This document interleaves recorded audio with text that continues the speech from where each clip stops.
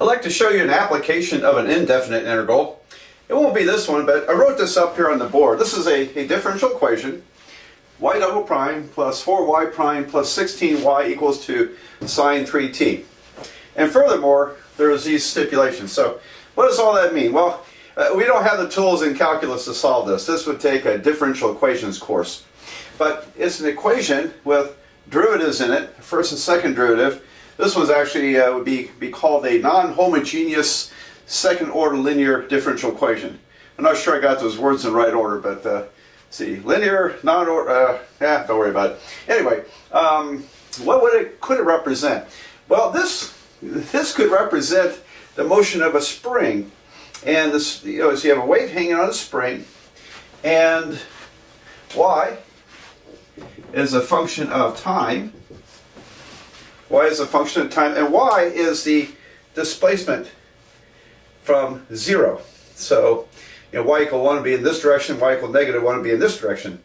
So this describes the displacement of the spring along the y-axis according to a time parameter, t for time.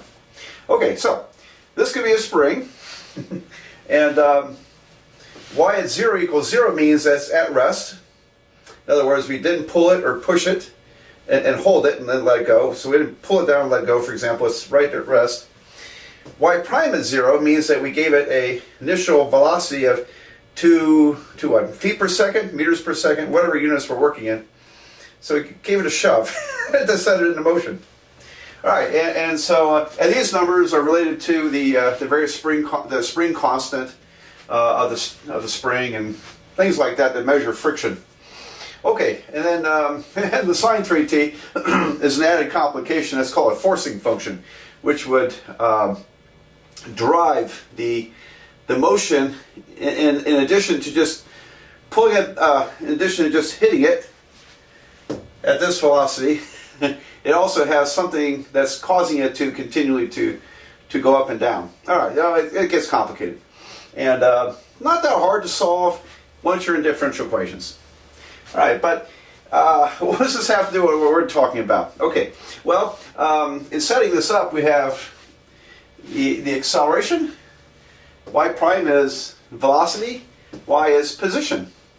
And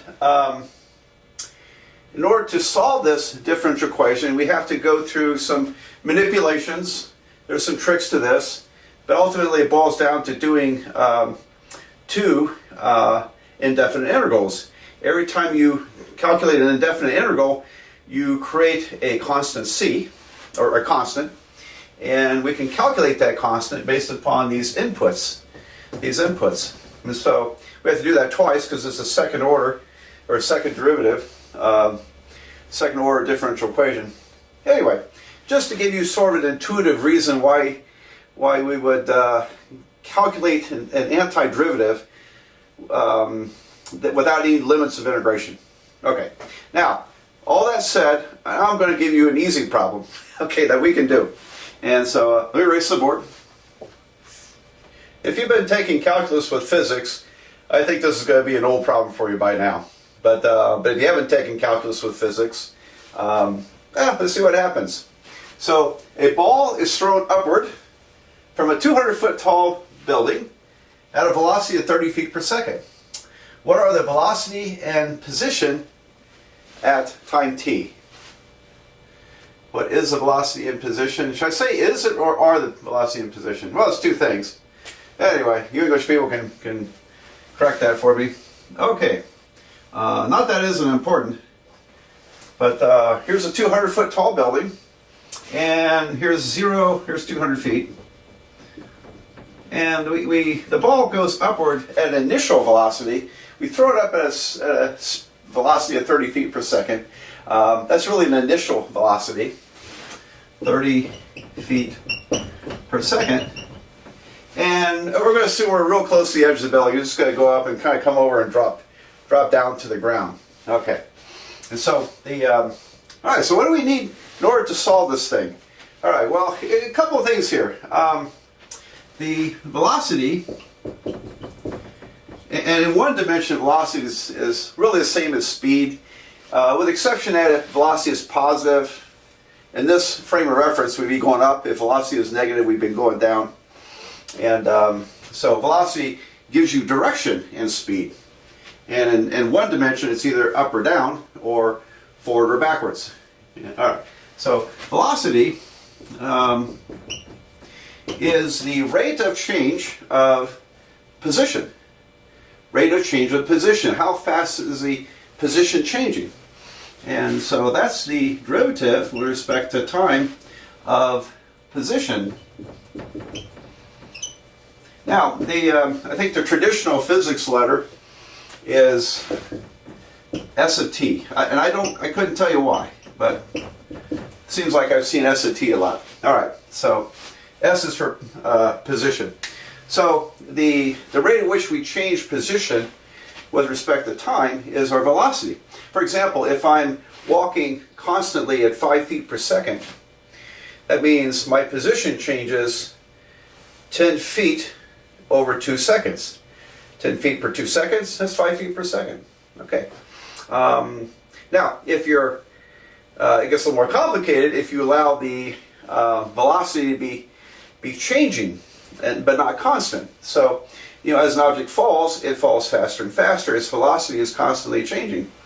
And so, to get a read on the velocity, it's the rate of change of position, the derivative with respect to time of position. All right, that's great. And we'll call that V of t. Okay. And this is S prime of t. How's that? Okay. Where, again, S is position. All right, I think you can use R for position. I don't know what the protocol is in the physics world on this, if it matters a lot. Now, the other thing we need to know is the acceleration. All right, so acceleration is the rate of change of the velocity.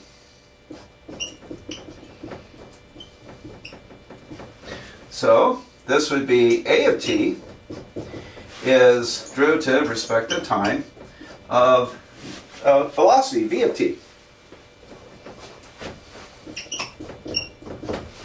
So that's V prime of t. Okay, so first derivative of velocity is acceleration. So think about how that works. Now, in the feet and inches and so forth, in the English units, the gravitational acceleration is approximately 32 feet per second. All right, so if you had 32 feet per second, and I said that wrong, it's 32 feet per second squared, which is 32 feet per second, and I don't know if I've written that too low. I may have written that too low for this board. I'm never quite sure where the bottom of the camera is here, so bear with me. But think about that, 32 feet per second. All right, so if you jumped off a cliff, for example, you would accelerate 32 feet per second. In other words, your speed would change 32 feet per second every second. Got that? So, 32 feet per second. And then every second it changes. After 2 seconds, it's changed to 64 feet per second, and so on. And so, that's how fast how we measure acceleration. It's speed per second, velocity per second. All right. And, all right, so we have this, all this stuff here. Let me kind of encapsulate here, or summarize it. And so let me get this erased. Okay. So S prime, A of t, acceleration, is V prime of t. It's the derivative of velocity. And velocity is S prime of t, the derivative of position. And you can go one further here. V prime of t is the second derivative of position. All right, so that's how it relates here. And the position units are, if we're using feet and seconds, is feet per second. The velocity units Ah, boy, I got that wrong. Position is feet. Sorry. All right, I'll do it in capitals here. Feet. Velocity is feet per second. And acceleration is feet per second squared. Great. All right, now, when you take the derivative with respect to time, you're introducing a time variable in the denominator. So look at this. You know, when I take the derivative of position, I get velocity. Right? Well, position is feet. When I take the derivative, I get feet per second. Okay, because d over dt increases the second, multiplies the denominator by seconds. And if we do that again, it's feet per second squared. So that's how the units match up here. Got all that? All right, so what's it have to do with integration? Well, because we can go backwards. We can go backwards with this. So the for example, if I integrate the acceleration with respect to time, well, the antiderivative of acceleration is velocity. So it's v of t. Because the derivative of velocity is acceleration. But we also get a constant. Okay, we also get an additive constant. And because it's an indefinite integral. But what is that additive constant? Well, the additive constant, if I plug in 0 for velocity, I tell you what, I think, and I lost the cap in my pen. There it is. Hang on. I'm pretty good with picking up stuff with my toes. Okay? Okay. Don't want to let these dry out. These things cost me. They're pretty fancy pens. Ooh, boy, that thing's going down, isn't it? Okay. What was I saying? Where was I at? Okay. I want to show you that this is initial velocity. And that if we integrate velocity, we get position, and we get another constant. I'll call it C1. And this constant is going to be the initial position. So I think I can show you that better with this example. All right, so all that preamble to go over these relationships between acceleration and velocity and position. And but now we're going to work the problem, and it really is very easy. Okay, this one's easy. So let me erase this stuff. Well, the first thing we must consider is what is the acceleration? And something falling near the surface of the Earth through our atmosphere accelerates at approximately 32 feet per second squared. Okay, so this would be the acceleration on the ball thrown up in the air is actually minus 32 feet per second squared. All right, so where did that come from?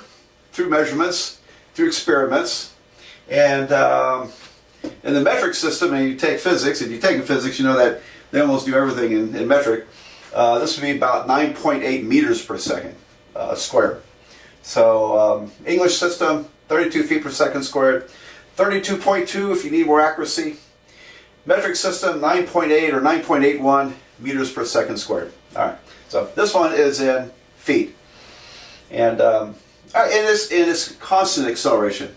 So the object is constantly accelerating due to the force of gravity. Now, if you really want to split hairs on this, the acceleration also, gravitational acceleration also depends on how far you are from the Earth's center of the Earth.